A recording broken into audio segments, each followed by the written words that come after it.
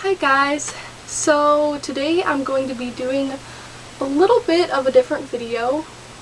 I get a lot of questions on my job and how I got started and about how other people can get started transcribing and everything. A lot of people come up to me in real life or talk to me online, friends of friends, whatever, and ask me a lot of the same types of questions on how to get started. So I thought I would make a video explaining it, a lot of the basic things and frequently asked questions. And I will leave times to different sections in this video. So if you want to know about something in particular and don't want to watch the whole video, then you can just find whatever section you want and you can click on that. So I will leave that in the description. So basically, my job is I am a general transcriptionist. I do not have any experience with medical transcription, and I have very, very little with experience with legal transcription. The one thing I will say that I've heard from a lot of medical transcriptionists, or those who have been medical transcriptionists, is that the medical transcription industry is pretty much going downhill and it is turning more into editing because of voice recognition and outsourcing. Medical transcription is generally one doctor dictating, so doctors are now using voice recognition software to do most of their transcription for them. That isn't necessarily going on really with general and legal transcription as far as I know. I have not run into that yet because of multiple speaker audio and talking over each other and things like that. So I don't anticipate that becoming a problem for at least several years. I don't know how far into the future it will be until that will interfere with general and legal transcription work, but that is why I didn't go into medical and why I don't really recommend medical based on what I've heard. But I don't really have any experience actually doing medical or legal. So a really simple definition of what transcription is, if you don't already know, it's basically typing what other people are saying. So that could be a whole host of things, and that's why there's so many categories, because a lot of different companies and people in general need transcription done for some reason or another. Some YouTubers need transcription done, and of course in courts they need it done. Some companies like having their focus groups transcribed, or their ads, or whatever the case may be. Even closed captioning, for instance. I do some closed captioning transcription. So it is something that can be a career or can be a job, depending on if someone were to do it part-time or full-time. For me, with my history, I started transcribing in about October 2013, I think. And I was still in college. I was a pre-nursing student, and I just wanted a way to make extra money, really. I was kind of interested in making money online and whether there were, actual legitimate jobs out there and not just scams. I already had a part-time job as well, so I just wanted something that would make a little extra money. And so I went on Fiverr, where you can offer $5 for some sort of service. I offered transcription services because I looked that up and thought it would suit me well. And I offered $5 for 5 minutes of audio. Many people on Fiverr offer $5 for 10 minutes or $5 for 15 minutes of audio, which to me doesn't seem like a very good price, but I will get into pay later.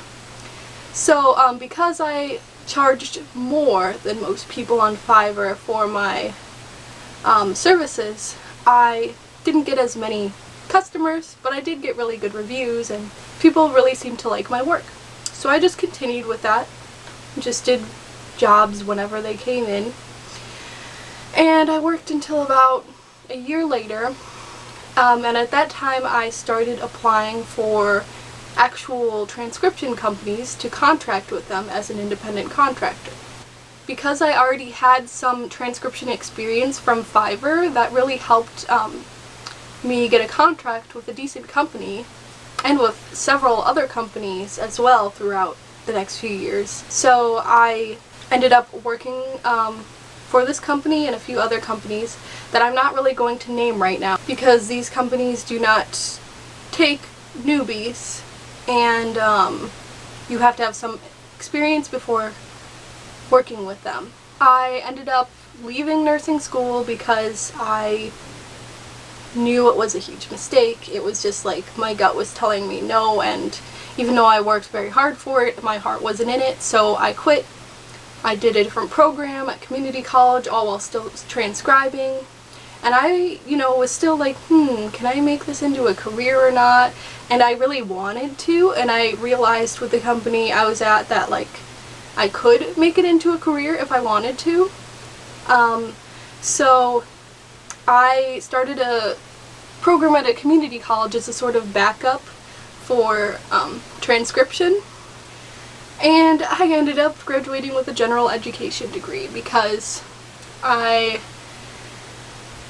there was an internship required for that program that I was in, and along with that internship, in order to keep certified with the specific credentials that I needed for the degree to actually matter, I would have to do that every year. So I was like, you know what, I guess it's not worth it, because my heart was in transcription, so I got a general education degree, and I am very, very happy that I made the decision to continue with transcription, although I'm not really happy with the way it went about and how long it took me and all the money and college that went into it and everything. But I'm very happy that I made the decision to do what I want to do rather than what I feel I need to do. So I'm still contracting with one of the companies that I got a contract with when I first applied, and I absolutely love working with them. And I'm also still taking Fiverr orders. So I still have the same Fiverr account that I had in 2013, and I still have really good reviews. So I'm really happy with doing what I'm doing, and that's kind of how I got there. So the next thing that I wanted to talk about is kind of if transcription is a good fit for a certain person, because it's not something that everybody will want to do. It's not something that everybody can do well. Of course, most people can sit and type things up, but the quality is a really important thing, and the motivation is also extremely important. So I think that, first of all, you have to be a very motivated person, self-motivated person, in order to do this, or else you're not going to get much work done.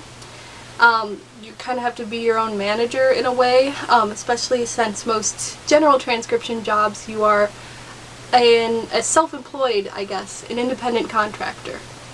So you have to be self-motivated, you have to manage your own time and get things done. The other thing is you have to be kind of a perfectionist when it comes to making sure that the grammar is right, the spelling is right, that everything, the transcript is really, really accurate, because you won't really, you might be able to transcribe for companies that don't care about that stuff as much, but you won't really go anywhere with your career if you're looking at it in that mindset, if you don't actually care about the quality of your work, because that's really important. That will get people wanting to get transcription done from you and companies wanting to contract with you. Another thing, of course, is typing speed. I think that obviously it's not the most important thing. Some people might think that, but no, typing speed is not the most important thing, but it definitely helps with efficiency and productivity and things like that. So I think the minimum someone working as a transcriptionist should be typing is probably about 60 words per minute, just so that, their work is worth it, that they actually make a decent amount of money off of what they're doing. Ideally, it should be at least 80 words per minute, but with practice, usually that comes, especially if you're actually typing accurately and not doing weird things. Like when I was typing before I transcribed, I would use like one finger on my right hand. I don't know what was wrong with me. I did that all those years until I finally was like, okay, I need to teach myself to correctly type because this is not cool. This is what I'm doing for a living. I need to know how to type. Another thing that people might not take into account is you have to be able to research well. You have to have good research skills. You have to be a good Googler. You have to, whatever resources you use, you have to be quick and accurate. You have to be able to find, you know, just from listening to something, what the person's name is. You have to figure out what a certain word is that you've never heard before. Or, you know, find out things from the context of what you're hearing. And so researching is a really important thing to do when you're transcribing, because you can't just be sticking inaudibles everywhere. That's not a very, obviously the person that does that did not take the time to actually look into things, unless it's a really terrible quality audio, but that's a whole different thing. I forgot the last one that I was going to say, but those are a few of the skills that are really important to transcribing well. Now, I know a lot of people, you know, who want to know more about transcription are parents. They want to, you know, stay at home with their kids or whatever, which is totally fine, but there are also a lot of other people that might be interested in transcription. For instance, I've seen that college students are interested sometimes in doing transcription on the side just because it's flexible. So flexibility might be an important thing. Also, people may be interested because they have mental or physical health problems that may prevent them from working outside of the home. They also may be an introvert, which is also another thing that I think this job would be really good for introverts, because extroverts might have a bit of a difficult time not being around people as much. You are literally sitting, listening to audio, transcribing. You cannot have distractions from other people. You can't be talking to people while you're working. You can have breaks when you do that, but if you want to be productive, you have to be able to sit down and get your work done. And obviously extroverts can do that if they take breaks, if they, you know, make sure they have their social time around their work. But it really is ideal for introverts.